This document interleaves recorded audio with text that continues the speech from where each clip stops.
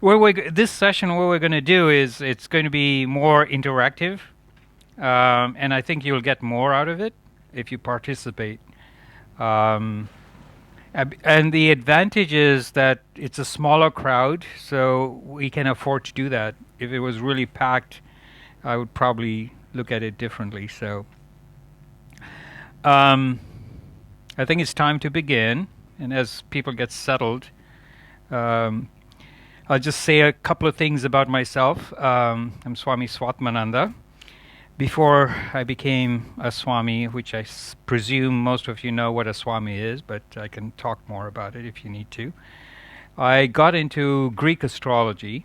I'm one of those guys that was so rebellious that I couldn't stand anything that had to do with my own culture. And particularly if I saw people like me wearing these things, I'd avoid them like plague. But when I started getting more curious, I went through a very difficult time in my life, and it was astrology that made sense to me, and particularly Indian astrology. Um, I just to kind of give you a little background, I was going through a really hard time for about 3 years, and I couldn't figure out why that was the case because I kind of knew I'd proven track record before that. I'd done really well as a young man. I was highly successful, and I was quite accomplished. But then during this time frame, those 3 years, everything I tried did not work out. Prior to that, everything that I touched turned into gold. But during this time, everything I touched turned into fake gold. So, and it was one loss after the other. And finally, I got to a point where I gave up struggling and fighting. And I remember sitting in the living room, and my mother happened to be there, and I said, I just don't get it. I know I'm smart, I'm qualified, I have a proven track record, I was highly accomplished at a very young age. And why is it that nothing is happening? And she said, have a seat. And the last time my mother had told me to have a seat was when I was much younger, and I'd actually done something wrong, and so, I was getting a scolding. But by that point, in my life, nothing was working out, and I say, another scolding, so who cares? It's like, okay, everything is going to hell, what's one more? And I thought, well, fine. So she comes around, and she started apologizing a great deal to say, and I'd been living in America at that point, but then I went back to my home country, which is in Africa, Tanzania. And she said, you're a Western guy, and you're an engineer, and this and that. I didn't want to tell you this, but I really do not want you to get upset, because she thought I'd get really angry that she went to see an astrologer. And she was apologizing profusely, and I said, okay, get on with it. I mean, what is it? And she had a paper in the back of her at her back, she held it in the back, and then she pulled it out, and she said, I'd gone to see an astrologer, and she was just waiting for me to get upset. And I said, really? What did he say? And she had taken down meticulous notes, and she had seen an astrologer in India while I lived in the US. And now she had seen the astrologer 3 years prior to that discussion, and in that letter, in her notes, everything that she had written came out true, because now what I did was I asked her to translate every word in that letter. And I was blown away as an engineer, scientific person. It's like, how is it that some guy halfway around the world that I've not seen or talked to that actually knows about my measly little life and all the specific problems? They were very specific as to how did he know that. So in my mind, I was like, and I knew quite a bit of psychology also, so I thought maybe, there's a thing where he might have heard your voice, or he might have had something of yours, and through some energetic things he would pick it. There was nothing of that sort. I'd never seen this guy, and he knew more about my life than I knew about my own life. And I said, how is it possible that he knows that? So because of my rebelliousness, I didn't really want to go to Indian stuff because this was Indian astrology. And I decided to explore Western astrology instead. And I got into Greek astrology. Now, it's amazing.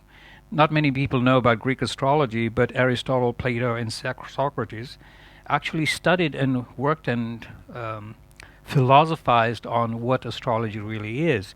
And they came up with theories and articles that really explained why is it that these planets that are so far away affects a person like me, a measly little person, amongst the 7 billion people, and we all get affected differently. How is that possible?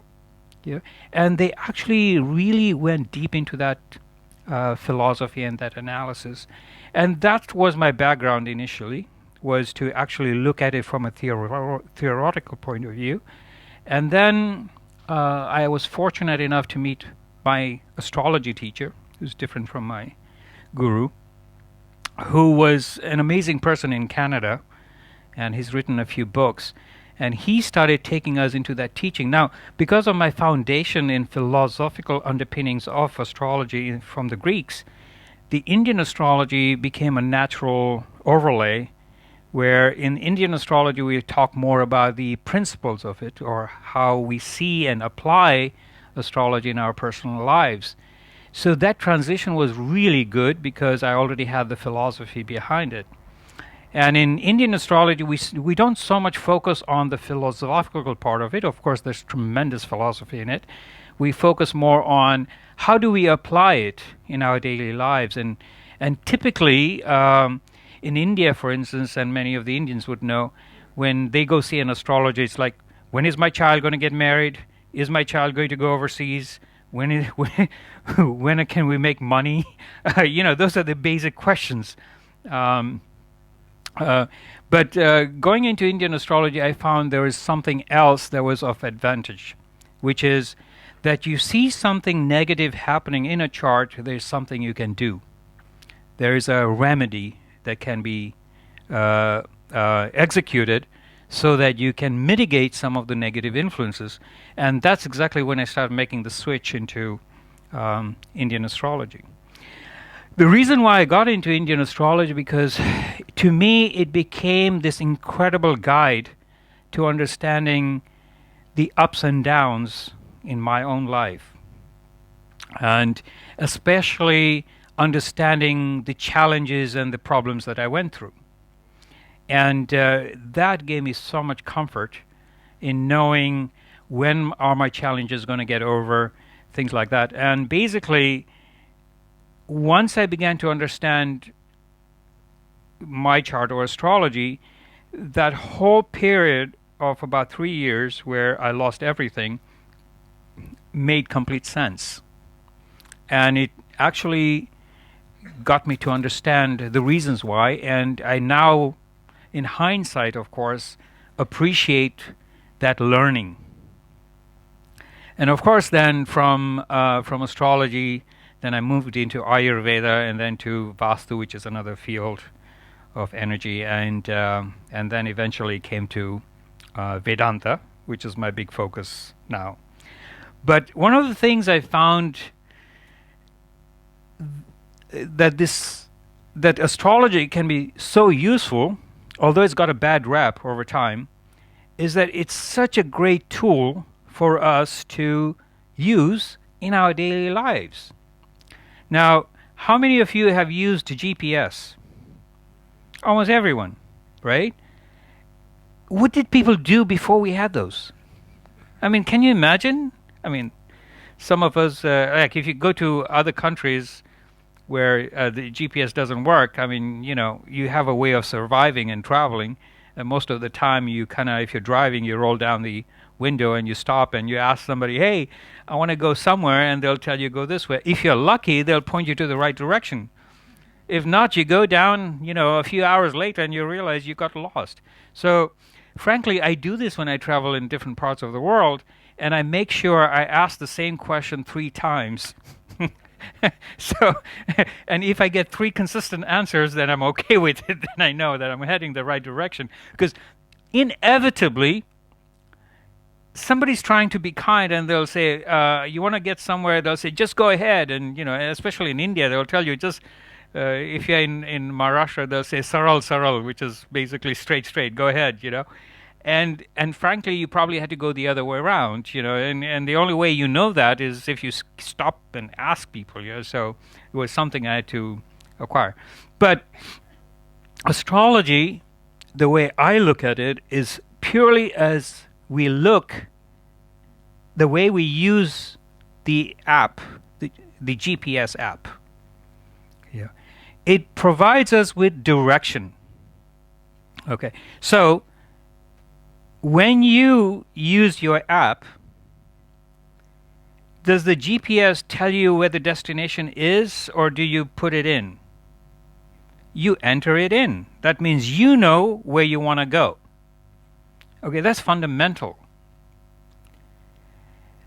Where you want to go, what you want to do, is the purpose of your life. I'm using the GPS analogy because I don't want to get into the purpose of your lives, because I'm assuming that many of you want to know what your life purposes are, isn't it? I mean, that's why you're here.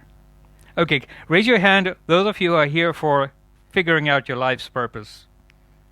Okay. Raise your hand if you're here for just astrology. Okay. 3. Okay. So, are you saying you don't know what your life's purpose is? Okay, good. We just say, let's sort it out, okay? But the point is, it's not easy to figure out our life's purpose, because that's like saying, what's the meaning of life, right? That's been the perpetual human quest, is try to find the meaning of life. Now, in the Vedic teachings, we can explain that very well. What is the meaning of life and how to go about it? But frankly, to figure out what is the purpose of this life, we have to assume or presume that we had previous lives and we're going to have future lives. We cannot say, if we're going to do this analysis of trying to figure out what is the purpose of this particular life, we have to look at that within the context of past lives and future lives. But we can't remember what that past life is, and we don't know what the future life is. But the one thing we can sit with, the one thing we can settle with, is that this particular life is a continuation of past lives and a future life. Okay? That assumption needs to be made in order to figure out the purpose of this life. You just take that as a presumption. When we do mathematical theorems or proofs, we do have some presumptions before we go ahead and analyze the theorems. Yeah, and likewise, any scientific analysis requires that there is some premise that is established, some preconditions that's already established. And in this case, for certain, we have to take into account that reincarnation exists. It is not a belief system, that it is a prerequisite assumption that there is a previous life. Okay? And there is going to be a next life. That is, unless you decide to study Vedanta and then bring it to a closure this lifetime. And for that, we have a term called moksha. That's another topic. I think Swami is talking about it today. Last day. I'll be also talking about it on the last day. So just cover between our 2 lectures, you'll be able to figure out how to bring this life to an end. Okay? So, all right. But we're here for this life and to figure out what the purpose of this life is. In astrology, we have a way to determine that. Now, let me preface that by saying that if it was that easy, believe me, I would not be sitting here, because I'd have been a billionaire if I could just go around telling people what their life's purpose is. Because frankly, if we knew what our life's purpose is, it's so settled. It's just like the GPS. I mean, have you tried going somewhere without using your GPS? You have, right? Who hasn't, rather, not has gone somewhere not using your GPS and gotten lost? You find the amount of time you waste just trying to figure out where to go, what turns did you miss, the struggles of getting to a place, especially if you're trying to meet your boss on time or a date on time. you know, it's it's insane. I mean, that's how accidents happen, because you're breaking all the rules because you're trying to get there on time. Now, in life, this is how we go through life without this GPS device in terms of our personal journey. And it's frustrating. And if we had a device that taught us that or gave us that answer, it's a lot simpler. It's a lot more accepting. Because what do we do with GPS? We have the destination. By the way, destination comes from a Greek word that means destiny. Okay. So, our destiny is predetermined. Our path to that destiny is also given. However, you have a choice, free will. And within that journey towards that destination, you can make certain choices. Now, I'm going to dance between these two analogies because I'm using the analogy to kind of have us relate how astrology helps us. So, we decided, so far we're on the same page in terms of, you know the destination, right? Your GPS doesn't know where you want to go. The GPS waits for you to enter the destination so that it can give you the roadmap, right? That destination is what we call in our Indian tradition prarabdha karma. In other words, what are the features that's going to be unfolded in this particular life? We in the West think we have a lot of control. And the more we examine our lives, and the more wiser we get with age, certainly. There's other ways of getting wiser. Is that we begin to realize how much control we don't have. And especially if you have children, you really know how much control you don't have.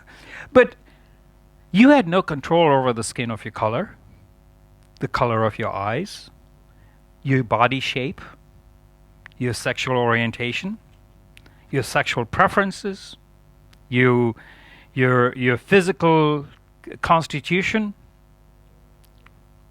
your mindset. You had no choice of all of that. All that is given. Now that's amazing. That you have this physical body that you did not choose. Because frankly, if we could choose, plastic surgeons would be out of business. You know?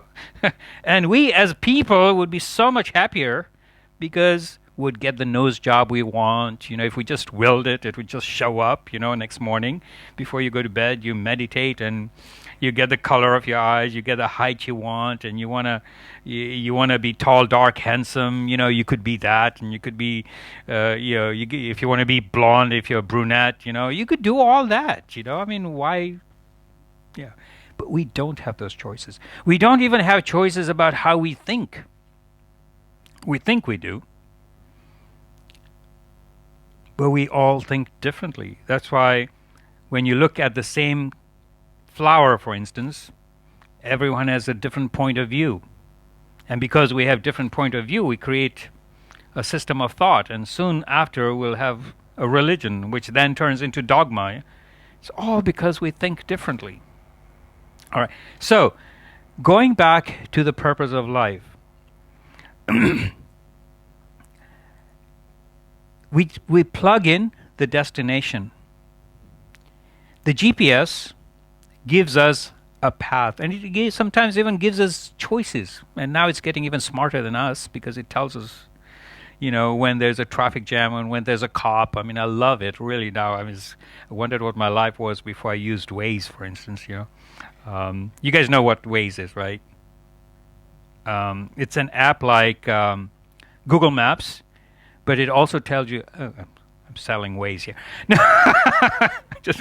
it tells you where the cops are, and it also tells you yeah, it tells you where there's like these cameras that kind of the speed traps and the photo traps and all that. It also tells you like any diversion or accidents and things like. It's really really amazing. So anyway, so it tells you all that, but then the free will comes in and you decide when to take a stop. If you decide, okay, well, there's a McDonald's coming by and maybe this is a good time to take a stop, and which I would not recommend, but anyway, but choose something better that's healthier. But anyway, if there's a pit stop to be made, you make that choice. If you have a flat tire, you have no choice. If you have an accident, you have no choice. That's written. Okay. You go down the road, you decide whether to take that direction. There's a left turn coming up, and you say, well, I don't think I want to do that right now. I'll probably go ahead. And the poor woman in the GPS, it's usually a woman, I don't know why. I was hoping that they would have an Indian accent, and but my background is in engineering, so there was a point when I worked with voice systems, and I thought I'd reprogram all these voices to make them like funnier. But anyway, it's just some idle amusement that we have as engineers. Anyway, so so you choose to take a detour if you want, and the GPS will just say recalculating. I mean, if all your spouses were like that, wouldn't it be amazing? Every time you made a mistake or something like that, your spouse would say, no, I'll recalculate, I'll adjust. I mean, that would be amazing, wouldn't it? But anyway, it just gently, without insulting, without condemning you, without accusing you of anything. You missed the point. You missed the turn. How could you do that? I've told you to take the turn. Why didn't you do that? I mean, so it just say recalculating, no judgment, no incrimination. I mean, that's the kind of relationships you want in life. But that's, we don't get that. Probably just maybe in the heavens. But anyway, so you recalculate. And he tells you. And again, if the turn comes, you can choose to ignore it. Again, patiently recalculate without accusing you of anything. And you move on. Why? Because there's some free will. There's free will also in the mode of transport. So I use this example quite a great deal. Let's say we're here in Reading, and you decide that you want to go to Aberdeen, and you look out and you figure out not a day like this, but it's probably November and it's really hot. It's one of those hot spells, and we would never look at our weather report, and you decide, oh well, today is a really good day for me to head to Aberdeen. And of course you have many choices. If you're here, probably a pony would work. A horse, a bicycle, a caravan. You can take a car, a motorbike, bicycle. I did say that. You can probably get to the nearest airport and fly, or take a train. I mean, these are your choices. How you get there, when you get there, this is up to you. The destination, because your destination is Aberdeen. You have chosen with your physical body to get to that place. The purpose of this journey is to get to Aberdeen. How you get there is free will. And this is where your decisions come into play. Your path, which is already determined, is that you want to end up in Aberdeen. Is that clear? You're going to get there somehow. If you're lucky enough, as you head out of, we're not in Beale Park. If you head out of Beale Park, you get to the next intersection and you roll down your window if you're driving, or if you're walking, you stop a person and you ask, how do I get to Aberdeen? If you're lucky, the guy will point you to the northern direction. If you're not so lucky, you might end up in Bristol. So, or somewhere in Wales, before you figure out that you need to turn around and head back to Aberdeen. And this is exactly what happens in our lives. Because of our inner psychological makeup, our inner desires, for whatever reasons, we pursue certain things in life thinking that that's what we want. We watch a commercial on television and we want that exact house with white picket fences and a white horse. Or they advertise a Louis Vuitton bag and that's exactly what we want. Or a necklace, and so on and on and on. For guys, it's cars. Yeah. And we want those things because we see that. We want those things because we think we're going to derive happiness from that. And we have forgotten what our true purpose in life is. We get distracted by the material distractions that pulls us away from our purpose of life, which is why it becomes so confusing. We use the shortcomings that we have, and in our pursuit to fill those shortcomings, which are shortcomings, they're immediate, we forget what our true purpose in life is. We forget our destination was Aberdeen. So we get down the road, we find a little comfy cottage, and we decide, forget Aberdeen, I'm going to stay here. You heading towards Aberdeen, you find the love of your life. Oh, well, forget Aberdeen, I'm okay here. You know, my uncle, for instance, he was heading from India to Canada, and he ended up going to Jamaica for a weekend, and he met a woman from Bristol and decided to live in Jamaica. They got married, never made it to Canada. This is what happens in our daily lives, in our careers, in our relations. This is what exactly happens. So we go through this. We choose to pick one of this mode of transport, and along the way, we get stuck. And we get stuck because we have forgotten what is it that we really are here for. Okay? So, not only do we choose the mode of transport, we choose when. And I said this, the guy decided on a bright November day to head out to Aberdeen, and he got hit by a blizzard. Let's say fortunately he did find the right person. The person pointed him up to the north, and you don't have a lot of mountains here, do you? Except up north. It doesn't matter.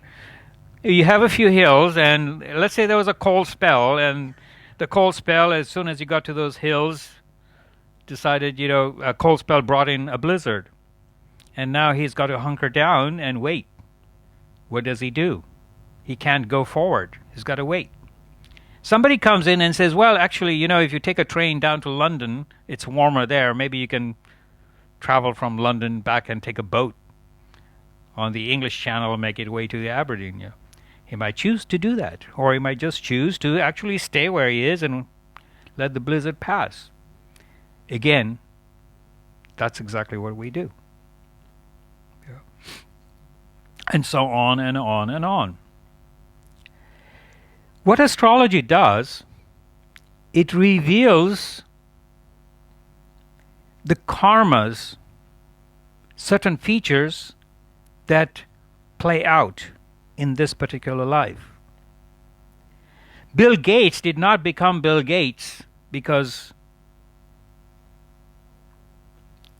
he chose to become famous or rich. He had the inner drive that compelled him to do the things he did. But because he was compelled to do the things he did, of course, he became wealthy. Jeff Bezos of Amazon, the same thing. Mark Zuckerberg did not start out to create Facebook. He started out as a little silly game. But he was focused and driven. And they created Facebook, which has actually transformed the world. We can, of course, argue about the consequences, whether it's positive or negative, or whether it's a good thing or a bad thing, but that's in an essence inconsequential because it has actually transformed the world. Arab Rising would not happen if Facebook did not exist. But he followed his life's purpose. Yeah. Arnold Schwarzenegger, a guy who cannot speak, let alone in German. How does he get to be like one of the top highest paid actors in Hollywood? How is that possible? On top of it, he even goes into politics. How is that possible? But if you really look at his chart, his astrological chart, we knew way back when that he was going to get into politics. Not only that, we knew that he was going to go into politics and actually win. And he did. Although he got paid highly as an actor, most of his income did not come from acting. Most of his wealth came from real estate, which is seen in his astrological chart.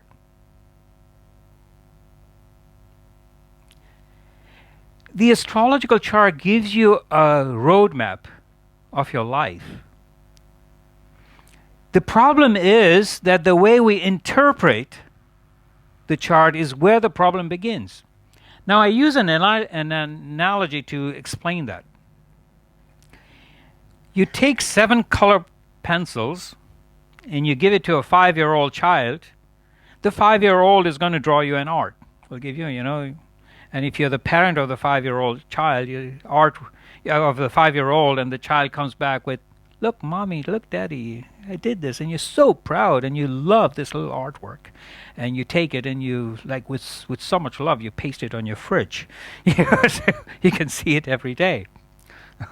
You take the same 7 color pencils and you give it to someone like Michelangelo, you're going to get a whole different kind of art. Or Vincent van Gogh, same color pencils. The kind of art you get is completely different. That is the difference between astrologers and how we tend to interpret the charts. Speaking of Van Gogh, have you guys seen this recent movie that's come out? Gates to Eternity, I think it's his biography. I mean, the guy's artwork was amazing. I mean, any of his work is like worth billions of dollars or millions of dollars or something like that. I mean, the lines in the Van Gogh Museum is astonishing. But he was a poor person. I mean, he died, he was shot. He barely had any food. He wore torn clothes. He was alone. He was unhappy. He was miserable. But look what he came out with. But if you look at his chart, that's exactly what he came here for. I can give you so many different examples, but I just wanted to kind of give you the positive examples. Then there's the negative examples, like me. If you look at my chart, I've done a lot of things in life, but they've ended when they began. I get ahead in one side. As soon as I feel like this is great, I found my calling. I'm still talking about purpose of life. I say, okay, this is what I have. This is what I'm going to do. As soon as I get there, the rug gets pulled over under me. I fall. I have to start again. And every time I tried having a relationship. Well, I have had a few, and they ended miserably, because in my chart, relationship section is a disaster. Yeah. So in a chart, we see 12 areas of lives, okay?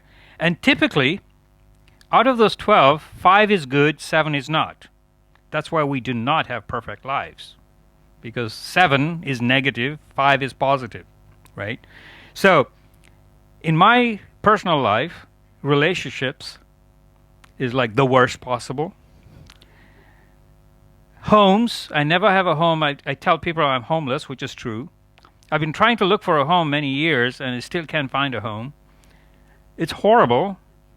I've had homes, by the way, and I've never lived in them. I've had an amazing, exotic apartment in Zanzibar. I don't know how many of you know where Zanzibar is, but it's this exotic island in Africa. And I bought this place, and I recreated just the way, and based on my dream. And it was so exotic. Actually, it was written up in a French magazine, French book, actually. And I sort of spent years fixing this up. And I love sunsets, one of the reasons why I chose Zanzibar. So I go there. And as soon as I fix it up and I move in, and the last thing that has happened is every time I put in my pictures, like paintings or whatever, and this has happened consistently throughout my life, wherever I move and I say, okay, finally I'm home, and the last thing that I put to actually feel I'm settled in are the paintings, the wall paintings. And as soon as I do that, within 2 weeks, I'm out of there. So no homes, no relationships. I've not had a child, and I've had many professions, but like I said, I get to the top and it gets wiped. I fall down very quickly. And what else? What are the common things? Homes, relationships, kids, careers.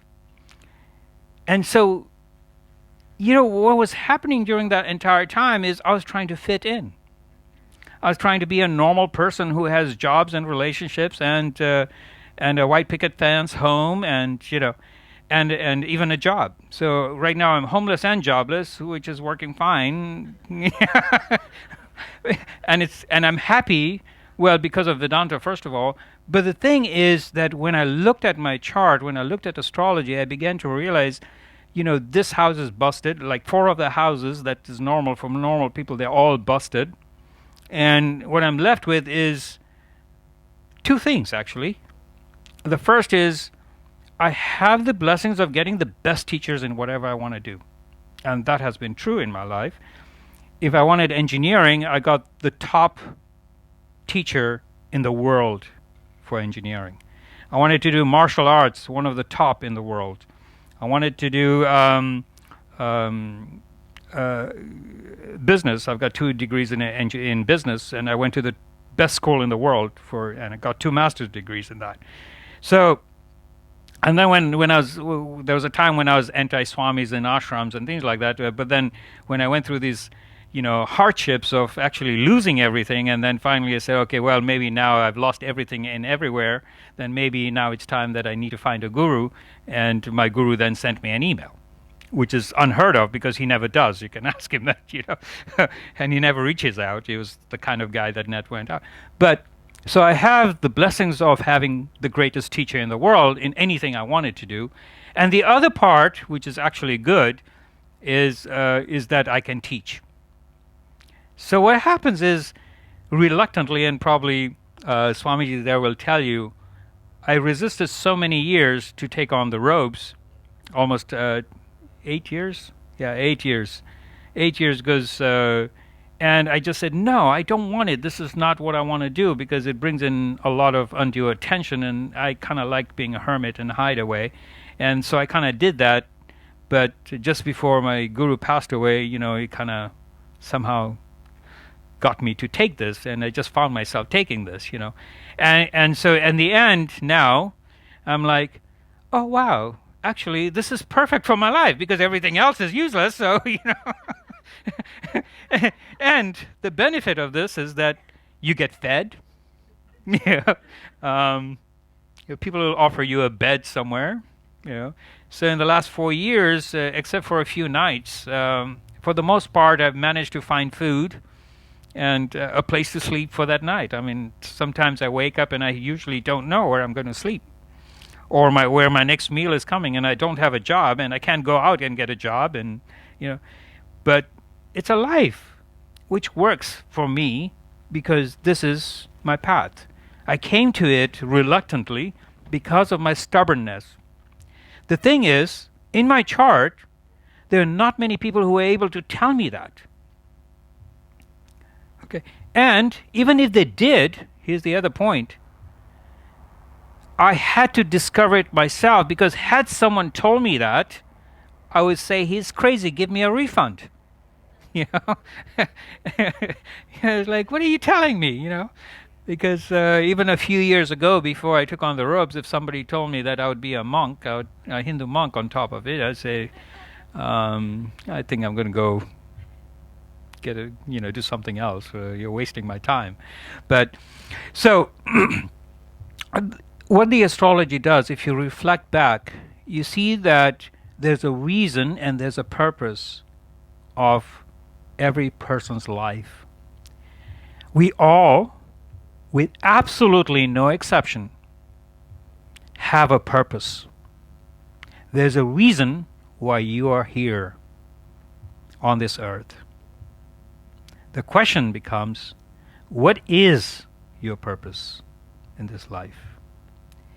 You have to discover that. It cannot be told to you, and that's why sometimes you will not hear it. Even if you did hear what your purpose in life is, you will not understand it, nor will you appreciate it. However, when you're ready to listen, and if you're lucky to meet the right astrologer, then the astrologer can tell you, this is your path, this is your purpose, and this is your journey. But you have to be ready to hear that. Most of the time we're not. We're not because we're so focused on what we want, or at least what we think what we want. You're a young girl. What do you typically want? You want to fall in love with a tall, dark, handsome. Why is it always a tall, dark, handsome guy? I mean, why does it have to be dark? And why does he have to be like, oh yeah, in America it's tall, dark, handsome, and funny. Yeah. The funny part never lasts after you get married,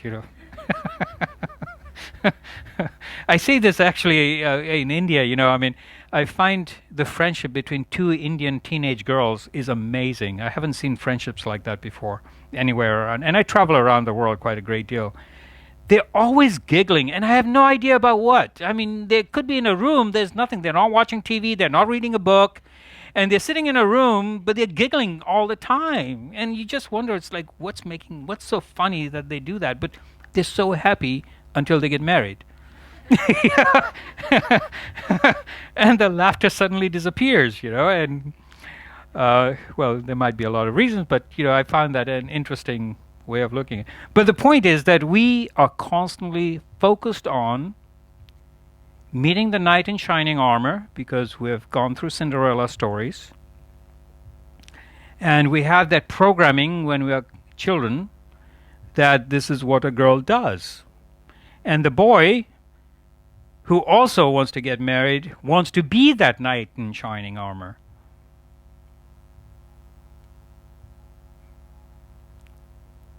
And we have these roles that we try to force ourselves into. And when we try to force ourselves into those roles, we forget who we are. A guy wants to paint roses. He wants to probably become a fashion artist. But he can't because, he's got to be the knight in shining armor. He's got to learn how to ride horses. He might hate horses, but he's probably got to learn how to do that. He's got to find this armor and wear it. Nowadays it's psychological armor. We wear psychological armor so that we can defend ourselves and be the breadwinner and, provide for our family, be good boys. Yeah. And the girls want to be Cinderellas. I mean, even though things have changed and the women are more independent nowadays, at the end of the day, we all want to have our knight in shining armor. We all want to be serenaded and courted and, seduced and all that, It's natural. There's nothing wrong with it. But we force ourselves into these roles and we forget our purpose in life. So we are not ready to hear. We are not open to how to find the purpose in life. So let me ask you this, just with a raise of hands. How many of you had dreams or visions of what you are going to be like when as an adult at the age of, let's say, 10 years old? All of you had ideas about who you were going to be, what you're going to look like, right?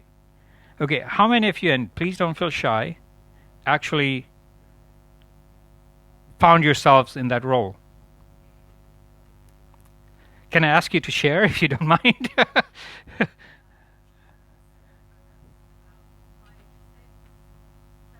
Right. Right.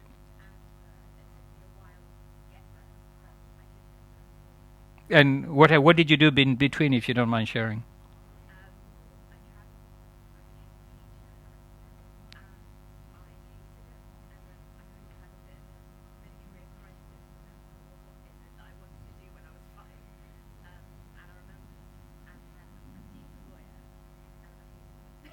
But you still look like you're 5 years old now. So, do you mind approximating? You can lie. How old are you?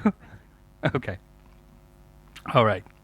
So, and when did you start working as a lawyer? Right. Yeah. Right. And you love what you do now. Right.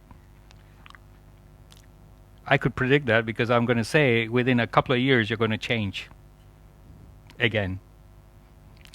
So it might be in the same field, but anyway, do you mind sharing what you want to do?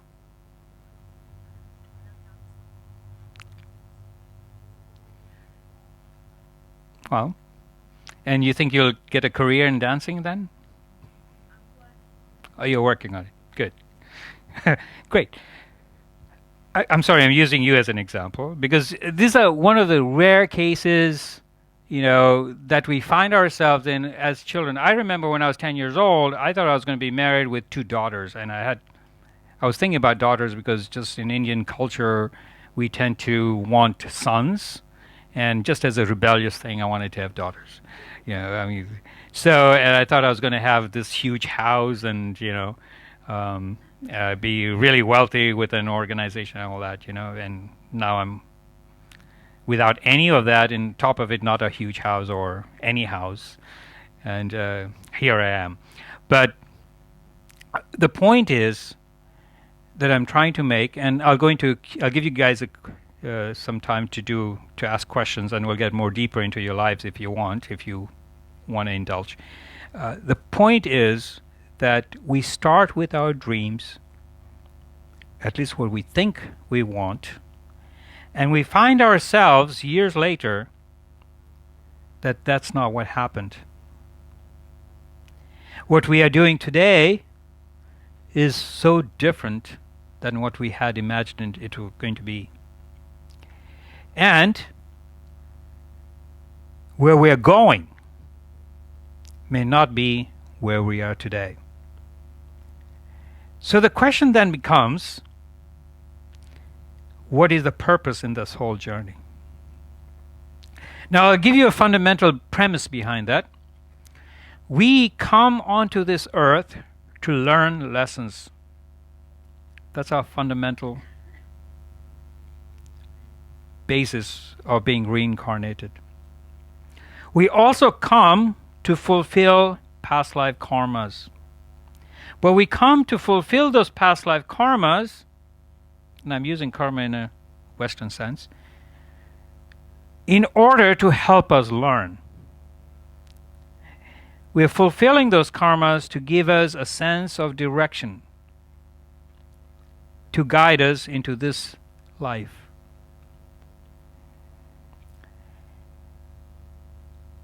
As long as we continue to impose or superimpose other people's ideas into your lives, other people's views of what you should be doing, that includes your parents, your children, your loved ones, your peers, because that's what we end up doing most of the time, we forget our purpose in life. Frankly, you all know what your purpose in life is. The problem is you don't know that you know. And I'm going to give you a way for you to know before the end of this class. So you'll have something, a takeaway. But I also wanted to point out that there is a way that it can be verified. And I'll use a few examples. I gave you the negative example in terms of my case because it's relevant to me and I can talk about it. But you see, when we talk about negative lives, it's usually of a beggar, and actually swamis and sadhus are no different. So, but as someone who has lost everything, yeah, exactly. Whether willingly or unwillingly, we have lost everything. So, it's basically a worst case scenario.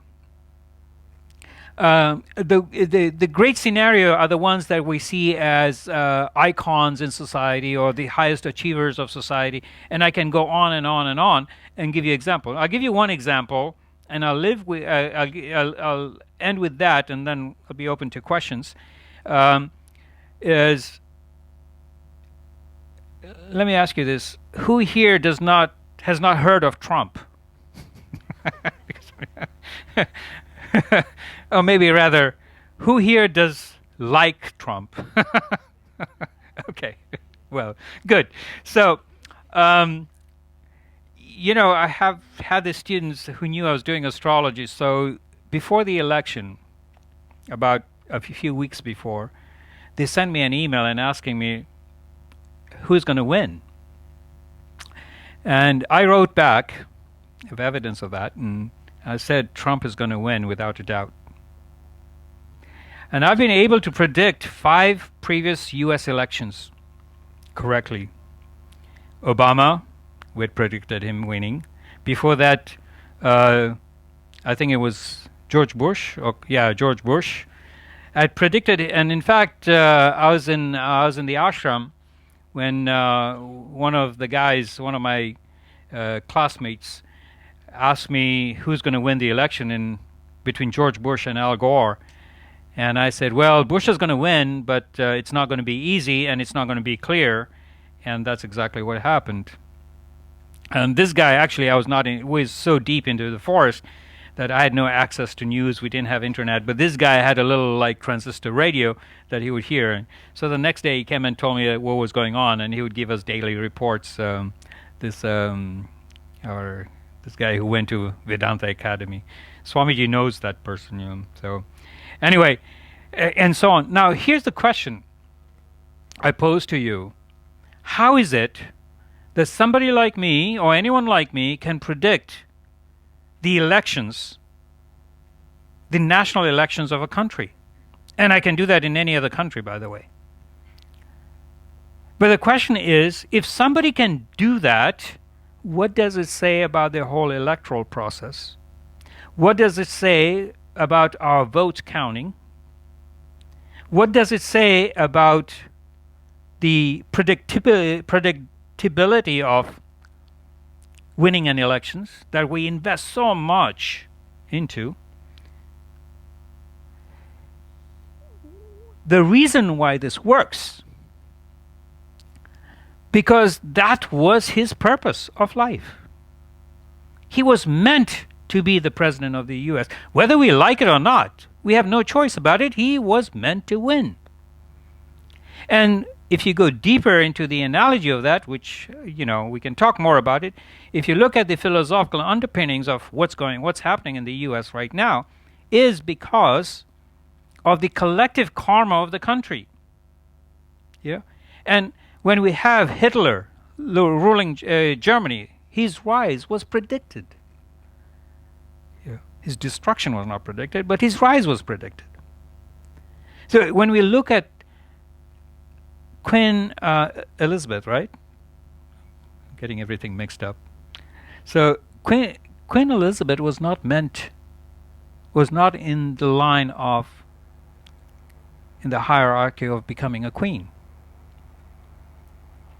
But she was destined to be a queen. If you looked at a chart, she was destined to be a queen. And she's the longest reigning queen of England today, right?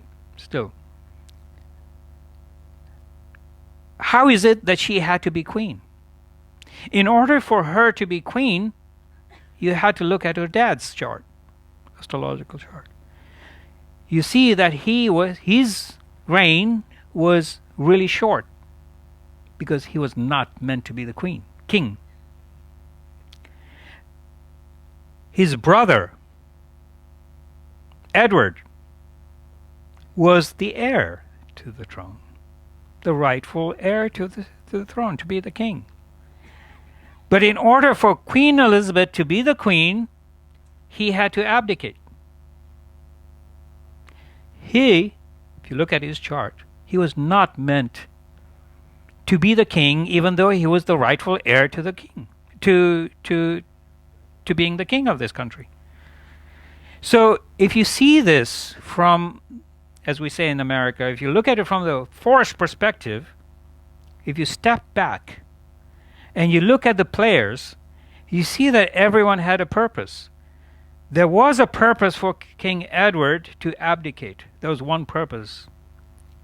The purpose was to make way for Queen Elizabeth. Really. The purpose for her father was that so that he can transfer it. So his purpose was short-lived.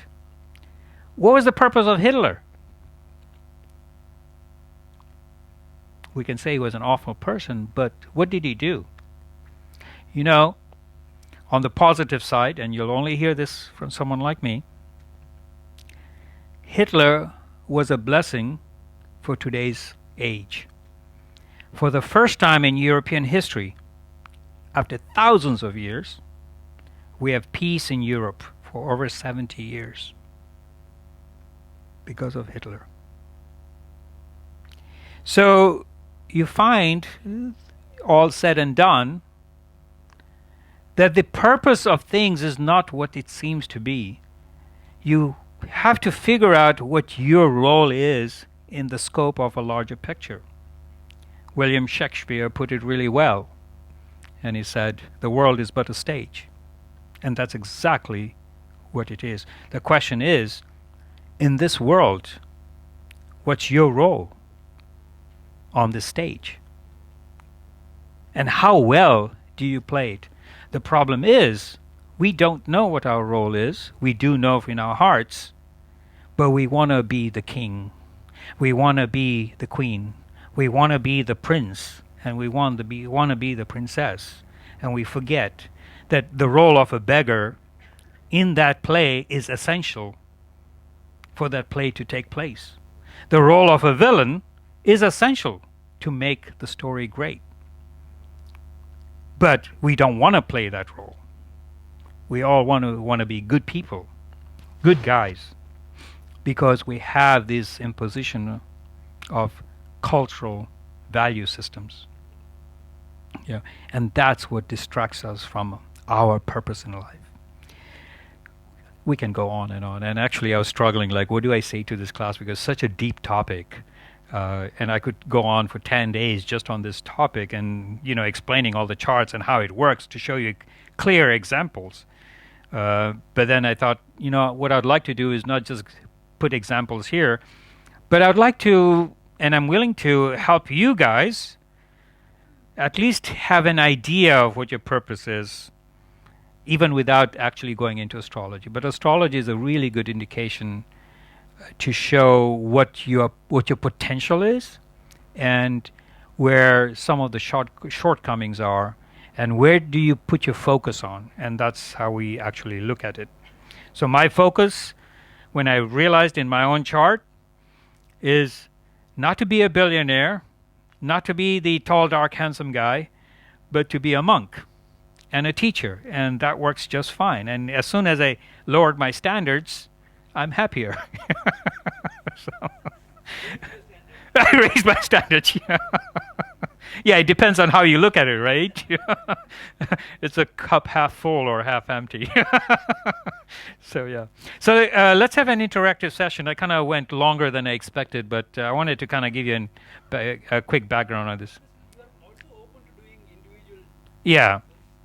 So I'm here, and I do have a lot of time. So if you guys would like to get individual consultations, you do need to know your time of birth. And well, there are ways. If you know you definitely know your date of birth.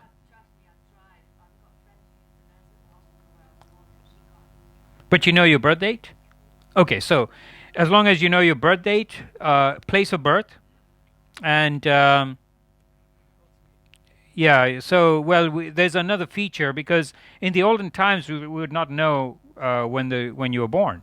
I mean, there weren't clocks, and even when you say, for instance, and I do want to say this, let's say you say that you were born on a particular time, when exactly do you know that that was the right time? I mean, how do we know that the clock that the person looked at was right, and which time zone were you in? And especially in countries where you do these daylight savings time, who remembers if they change the clocks? And then most of the time, those of you who are nurses or midwives, at what point do you decide to look at the time when a child is being born? I mean, most of the times, what I know is when a child has been born, you focus on the child's health, you look at the mother's health, and when these two people are okay, then you look back at the clock and you deduct like 5 minutes, or 10 minutes, depending on how it felt, and so then you go register it or record it, and there could be a number of errors that takes place there. So I go through this process of actually asking you what happened during certain times, just to validate that you have a certain time. But there is a feature, because in the olden times we didn't have clocks. There's a way that you can determine certain things. The only usefulness is that if you have the exact time, what happens, we can be more daring with our predictions. But there are many things in terms of the purpose of life and things like that you can still determine without having an accurate time. So we do that, and before I wasn't charging, but I realized that doesn't work anymore. It's a skill. Basically, you would give me your time, you'd give me the information, I'll go work on it. It generally takes me an hour or so, and then we do sit down and we talk for about an hour, which you can record, and it's loaded with information, which you can, the more you hear it, the more you get out of it. I do it this way for Western world. In the Indian world, The guys, they don't want to sit there and have a 1 hour chat. They just want to know when the child is going to get married or when they're going to get married, and so it's a different way of dialoguing. But yeah, so thank you for bringing that up. And you can just see me privately in the next few days, and we can arrange my time. I walk around with my tool kit, and so which wasn't happening before. But yeah, yeah. Any questions?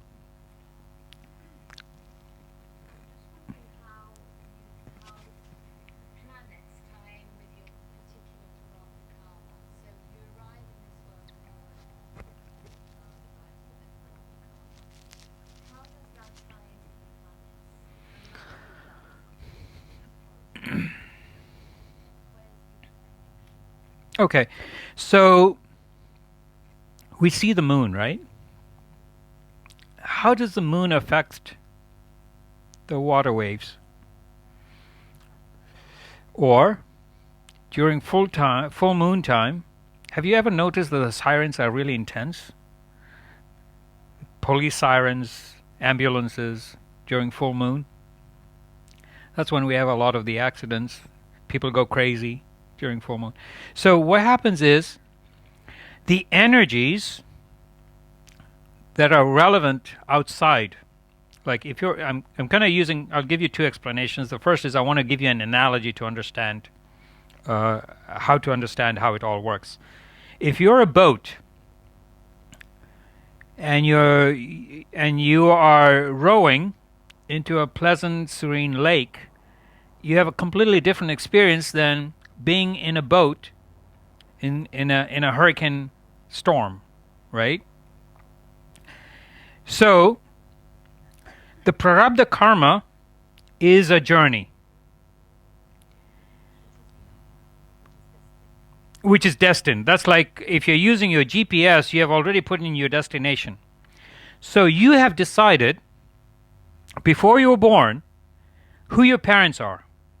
You choose your parents, and actually it's because of your birth you make your parents get together. Okay, that's exactly how it works. It's not that you actually go on speed dating and then they end up meeting and then they conceived you. The only reason that happened was because the prarabdha karma actually brought these two people to get together. And most of the times, if you've had a few wrinkles in your life, you'll notice that you ended up meeting this person to either have a child, and as soon as you had that child, the sex life is out. And so, I mean, this is generally what happens because that's the purpose. So there is a purpose that you're brought in, and you choose your parents. You also choose the color of your skin, the color of your eyes, who you're going to be, your physical constitution, and you choose what you're going to do in life.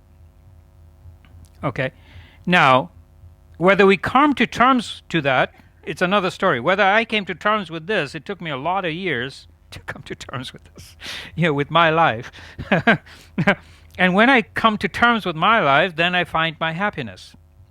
But until then, we just beat around the bush, and it doesn't matter how old you get, at some point, you learn to accept your purpose in life. Now, the way it works, your prarabdha karma, for that to work, your parents have to be in place.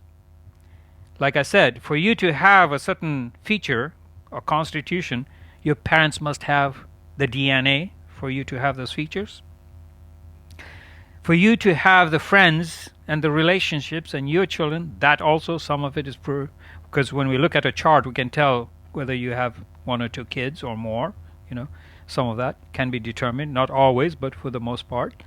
So for that to work, there are the connections, because in Vedanta we say everything is one, and everything is one in different vibrations. Okay, that's what basically happens. If you look in Ayurveda, if you look at all the other aspects, there's different vibrations about how we go from the subtle vibration to the gross vibration. The most gross is the earth or rock. So for you to exhaust your prarabdha karma, everyone knows what prarabdha karma is? Oh, good. Wow. Great. I can go more intense then. for a person's prarabdha karma to be fulfilled, it needs the environment that has to play out so that this thing happens. Now, for that to happen, what happens is when you are born, the planetary positions are fixed. And that's what we look at. When we look at someone's chart, we're looking at the time where the planets were when you were born. And because of that, we can determine what your prarabdha karma is. And that's essentially what really we're looking at. We're looking at your prarabdha karma and how it's going to play out. And that actually, from that, you determine what your purpose is. This is just one aspect. Of course, we can talk about many other aspects of your chart. So it means that when you are born, you have a certain constitution, not the physical constitution, but the constitution, the vibration in your subtle body. Okay? So your subtle body has a certain vibration that is tuned in with the planetary configuration. The analogy that I use with this is like, I remember in the old days we had the transistor radio, and when you're trying to tune in a certain frequency, I think even you do that now in your cars probably, you still have a radio now. Most people we move in the digital world, it's like you talk about transistor radio and the kids go, what? If you show the young kids these old phones that you had to dial and put your finger in, they get really confused. It's like, what? You mean that's not a smartphone? So anyway, in the old transistor radio, in order to receive the signals, you had to tune into that particular frequency, right? So each person subtle body is tuned to a certain frequency with those planets. And those planets, it doesn't mean that those planets are actually causing the negative effect. Is that those planets are actually triggering the wiring system that we have, the energetic systems that we have. And that actually lays the path for our destination. A problem is we interfere with that path with our minds. And we interfere with that path with our minds because of our psychological makeup, because of the way we were raised and how we're influenced. And some of that actually plays up, and that's why when we grow up, or as we're growing up as children to our adult age, we have certain insecurities. And we want those insecurities fulfilled, and because of that, we get diverted from our path, our true purpose. And that's how you see it. So the journey is for you to discover your path, but you can validate that when you see your astrological chart, particularly in Indian astrology.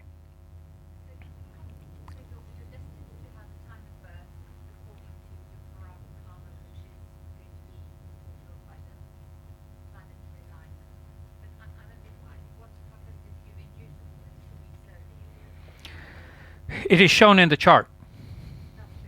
Yeah, that also shows it.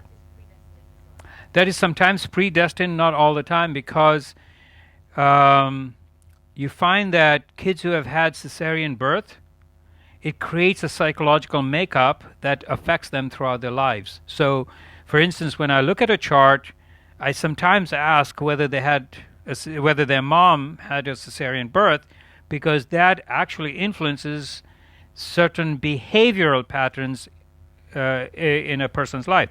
If it is a difficult birth, it's pretty well seen in a chart. When what happens nowadays is that because it's so convenient, people actually choose. In fact, it's almost criminal. People go to astrologers and they try to find out when's the best time for a person to have a chart, and it happens a lot actually in India today. And then they go have a cesarean birth. But what they don't realize that when the child has come out through that cutting of the mother's womb, is that they have it's really harmful for their future psychological makeup. But having said that, it is also part of the prarabdha. Sometimes it's not, but nowadays, it happens. I'll tell you another thing. Like for instance, when I look at Western folks and I do their charts, I see more than one relationships or marriages. I go to India and I see it's like consistently one. I mean, for the most part, it's like, and so you see the cultures play a lot of role in where you're born, and in fact, that's also part of your prarabdha too. But sometimes it's intentional and not intentional. I mean, having a cesarean birth does affect the psychological makeup of the child significantly, actually. You'll find that they have certain trauma because that's a trauma. Um, and you'll see how they deal with life in terms of challenges is a bit hard. So they'll go into these sort of like, in certain cases, and it depends on other features also, and it's not like a black and white situation, that they are more defensive or reactive towards trauma. They don't deal with it in a healthy way. Because, for instance, if some of them have abandonment issues, it's actually, it actually amplifies that a great deal. No, natural birth is actually natural. So and it should be natural because that's what it's meant to be. It's I say the birthing process is the most painful for the child. The worst pain any human being can go through is the birthing process, not the dying process. The dying is the easiest. In fact, it's almost like painless. We don't realize that. We have a major fear towards death in the Western culture, but the dying process is the best. The worst is being born. I mean, can you imagine? I mean, you have this 8-pounder that comes through this tiny hole. I mean, it's like, what were we thinking? But that's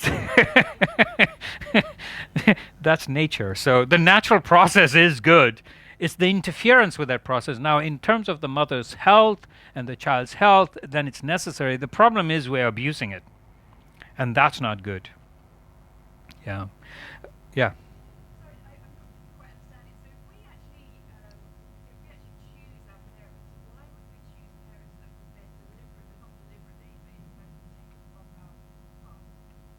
No, our parents don't take us off our path. Yeah, so that is part of our learning. That is part.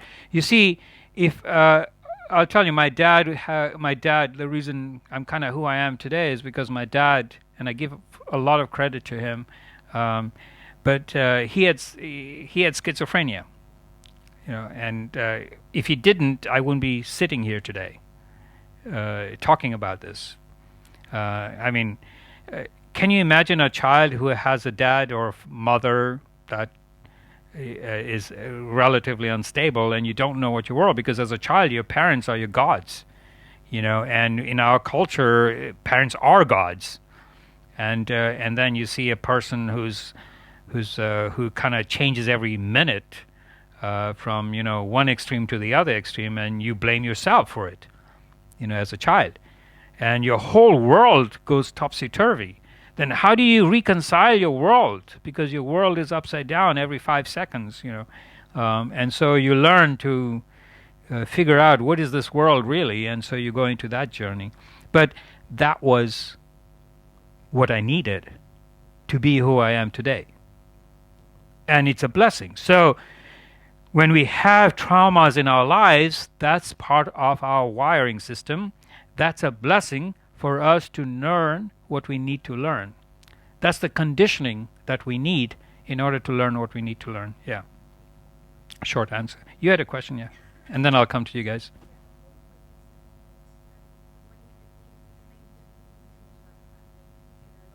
Can you be a little louder, actually, so everyone can hear?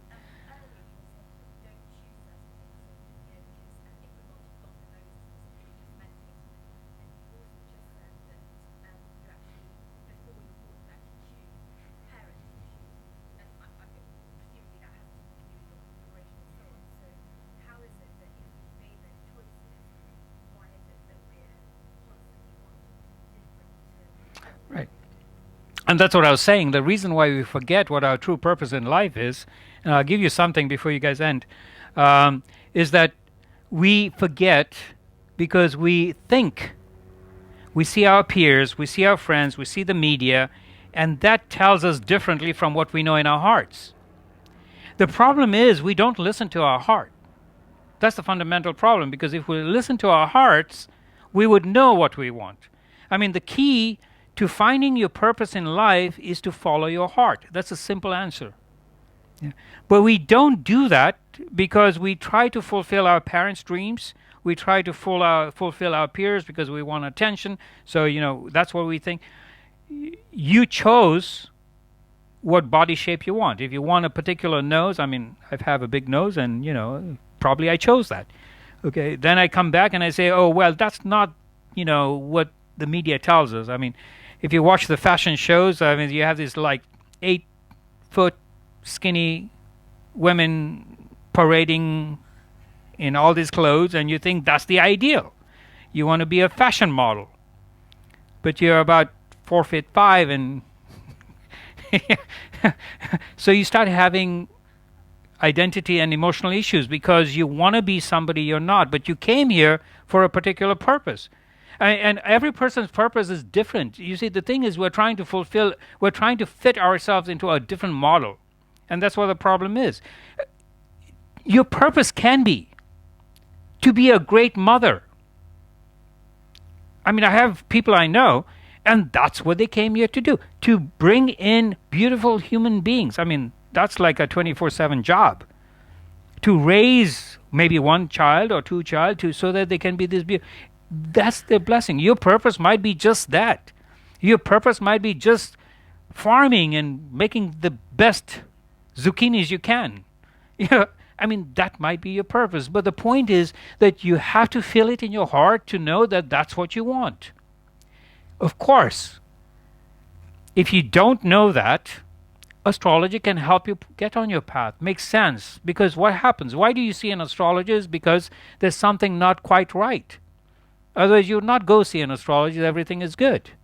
I mean, if you're hanging out in Pacific Island or some of the islands and have a tequila with an umbrella, why would you go see an astrologer? The weather is good. You have your loved one there. You only go see an astrologer when there's something that you need to resolve. So that's when. Okay, yeah. It's not a question, but when you were talking earlier about the Trump analogy, All right. it's kind of, I saw online that said it actually is a good thing because actually at the moment it feels like more people are coming together because almost the him and the actually there's more people that are coming now together because Right. There's actually a lot of good things happening, and is part of that result. Right. Otherwise, we're actually stuck in a negative system. There was a question there. I have heard that you cannot make predictions for people who are on a spiritual path. So how do you do that? That's not true. No, that's not true. But it's just like normal. It's just normal. But the thing is, what people make a mistake is you cannot apply the same rules. For instance, that was one of the mistakes that happened to me. I'm supposed to do this. This is my purpose. But I didn't know it until recently, like 5 years ago or 4 years ago. And what happened was that people who would look into my chart, they would say, oh, well, and they would tell me the stories. I mean, somebody told me that I was going to get married and 5 kids. And, so I was kind of looking forward to that, and I was highly disappointed. But no, that's a different story. But the point is that you cannot apply the same rules to a person who's pursuing, because in astrology, to be successful in a material sense, you have to have these glorified combinations like Bill Gates or Jeff Bezos. But then for a person like us, when you look at our charts, everything is horrible. How do you tell your client that, what can I say? So, I mean, if you're truly honest, you cannot tell this person that he's going to have a miserable life. A woman shows up and says, it's like, and she's 19 and she says, oh, yeah, you have a dreadful marriage life. Do not get married, please. I mean, you'd kill me if I told that to you. So, yeah. Good. I thought you had a question down here, didn't you? Okay, go ahead. And I'll come back to you. Yeah. Gautam Buddha had in his birth chart, it is said that he was going to rule the world. Yeah. And the true interpretation about it is what you have taken. But his father interpreted differently, Right. but he ended up something else. Right. And that's the problem with interpretation. That's the problem. Does he rule the world? Yes. We're still talking about him today. I mean, God, why? If he was not that important, he's born like 3,000 years ago, 2,500 years ago. So, yeah. And this is one of the biggest mistakes we make because we are interfering with the process. Yeah, go ahead.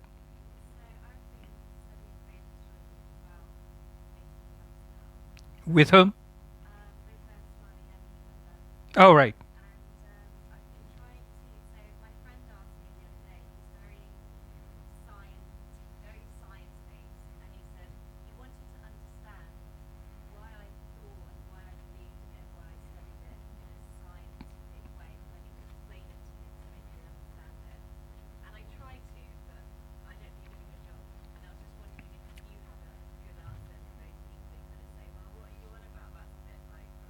Yeah, you give him the simple. How old is he? Okay. Just asked him, did he go through hell like 2 or 3 years before that? You know. Because astrology works. You see, I was in denial, and this is why I went through hell, and that was my shortcomings because I was a stubborn engineer, and I had to lose everything and give up fighting before it came to me. And the reason it came to me is because today I can help people see that. So thank you. We only appreciate astrology when we're in difficulty. Otherwise, we don't. When we're going through a difficult time, we'll find a way to get through it. It's not to get out of it. What astrology does is it points out the problems down the road, the potholes, the broken bridges, and it tells us to take a detour, but we're still in control because we chose that life. And within that life, we choose a way to navigate it. The only time you see an astrologer is when you want help with navigation. When do you check your GPS? When you're lost. And also when you want to know the next turn, when to take the next turn, if you're following it. And the reason why you follow your GPS because you gave up control. But we don't think that we can give up control. So, we say, no, I know. Okay. But you do have free will. Of course, it doesn't mean that you don't have free will because how you transact in that journey is up to you. You can be happy as you drive along or you can be a miserable person as you go along. And these are the choices we make. But the problem itself is that we don't understand the philosophy behind astrology, and then so we make up these dreadful things, And like in India, they'll tell you about karma yoga, this kuja dosha and sati, and you start freaking out, and and it makes you more miserable than it is. Yeah, I'll take a few questions if you guys don't mind hanging a few more minutes. I know the time is up. We'll just fill up and yeah. Maybe that is the purpose of not finding your purpose. But that's not true. I mean, I say tongue in cheek, but every individual has a purpose. The way you find it, really, this is the takeaway from this class. The way you find your purpose in life is to follow your heart. That's so important. You do not judge yourself by the mistakes you make because the mistakes that you make lead you to understand what your purpose in life is. Mistakes are not mistakes. Mistakes are stepping stones to you finding your purpose in life. That's so important. What do you really desire? In your heart, have the courage and the guts to follow it without the buts and ifs and the condemnation from everybody else. If you have, as a Swami, I cannot say these words, but I'll be polite. If you have the courage and the guts, I'd use the B word, but if you have the courage to follow what you want and what you believe in, that is your purpose. And the purpose is for you to follow what you believe in. Now, does it mean it's right? Does it mean it's wrong? There's no judgment in it. Do the best you can with your full heart, and you'll be led. When you get the GPS, do you worry about the 10 turns down the road? You don't. You're only concerned about your next turn. And that's what you focus in. Focus on what you need to do. And this is what we talk about in Karma Yoga, actually. The reason we talk about Karma Yoga is so that you fulfill your desires right here, right now, today. You don't worry about the next meal tomorrow. You focus it on today. So the takeaway is follow your dreams, follow your heart, and be okay with what is presented today. That's the whole teaching of Bhagavad Gita. The whole meaning of Karma Yoga is not to go out and do volunteer service somewhere. That's not what it is about. That's a mistaken definition of Karma Yoga. Karma Yoga is you doing the best you can today in your own heart. What you desire. What do you do? As long as you don't hurt anyone else, including yourself. If I say you want to take drugs and you went to this talk and Swami said, follow my heart. No, that's not what I'm talking about. I'm talking about you doing something for the good of the world and the community, including yourself. When you give to others, when you do something for the others, there's joy in your heart. That's what you do. What can you do for the benefit of society, for the benefit of your community, for the benefit of your children, for the benefit of yourself? That's what you go for. And if you can do that, you're following your path. Now, if you need validation and if you need guidance, then it's time to talk to me and I'll kind of point you there. But otherwise, yeah. And I'll take one more last question, and yours is the second last. Well, when I predict, I'll make two predictions as throwing the bone out. The first one is Trump will most likely win. What I had made a prediction before is that it was a one-term presidency, and I really expected him this year to not do well, and actually, not that he was going to be killed. I've been predicting that he's never going to be impeached, so I keep telling people to stop wasting their time, but they don't want to listen. So, but the thing is that his health is not doing so well this year, and that might incapacitate him to continue, but we won't know. So if he does make it, because remember, these are potentials. Everything that we see in astrology are potentials. The question is, what do you do to get over them? And that's why in Indian astrology we have means of what we call remedial means to help you overcome some of the challenges. So if he does manage to overcome these challenges, then if he does run, he will win most likely. So hang in there. Another one, Meghan Markle. What are your predictions? Thoughts? She's not supposed to have a decent marriage. That's why the first one went down the hill. And the second one is coming up. That's my... Yeah. It will happen. Prince William.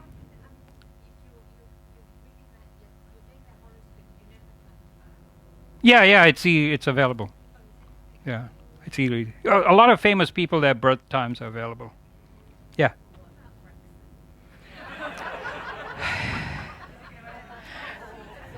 You know, I predicted someone is going to ask me for this, so I'm ready. What has happened so far with Brexit? It hasn't happened. I think there's going to be some backtracking. There's going to be a modified version, but we're not going to see this hardcore Brexit that's going to happen that we thought it was going to. So there's going to be a modified version of that. I wouldn't worry. Get on with your lives with that. You know, let the politicians mess around with it. It's like they should have better things to do with their time, but unfortunately they don't. Yeah. I mean, I would rather if they had some wisdom, they would focus on making our lives better. But yeah. Okay. Any other predictions for another 2 minutes, and then we'll go. That you want to know about? Okay, Prince William has 2 children, right? 3. The first one, what's his name? George. George has a difficult situation.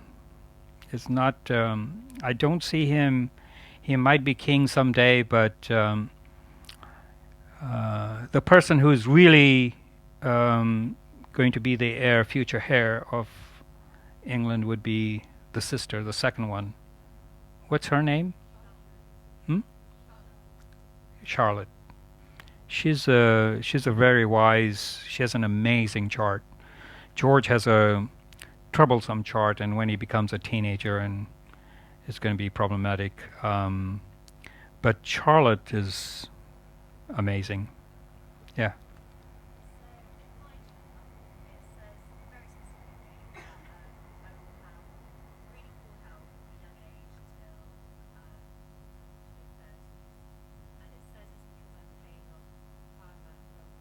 That's right.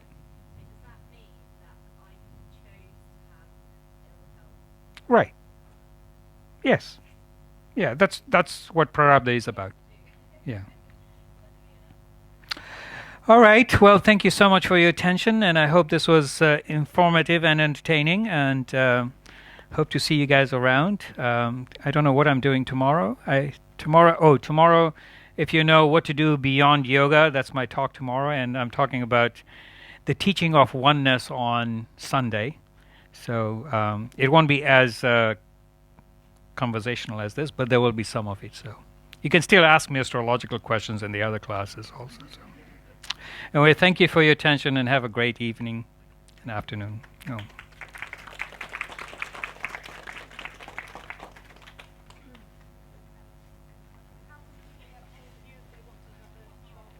Oh yeah. So very quickly, if you want to I keep forgetting to do this. I was told it just before that I need to promote myself, which I hardly do. So my name is there. It's Svatmanda, and you can always reach me at Gmail. It's svatmananda@gmail.com. Yeah, at gmail.com. Emailing me is the best way, and just tell me that you met me here. And I always respond to emails very quickly, more so than phones. And if you want to reach me also on WhatsApp, I'll give you my number really quickly. It's +1. It's a U.S. number. 424 244, and I'll repeat. So it's +1 424 244 6306. Again, I'll repeat. It's +1 424 244 6306. So the best ways to reach me is through that number or email. And I usually do the readings over the phone, Skype. You can record it. So if you don't have time to do it now, I don't advertise. So if you know people who you would find this helpful, you can just go ahead and refer my email. Feel free to give it out to anyone. But if you want to know the correct spelling, it's on this session, svatmananda@gmail.com. All right. Thank you again.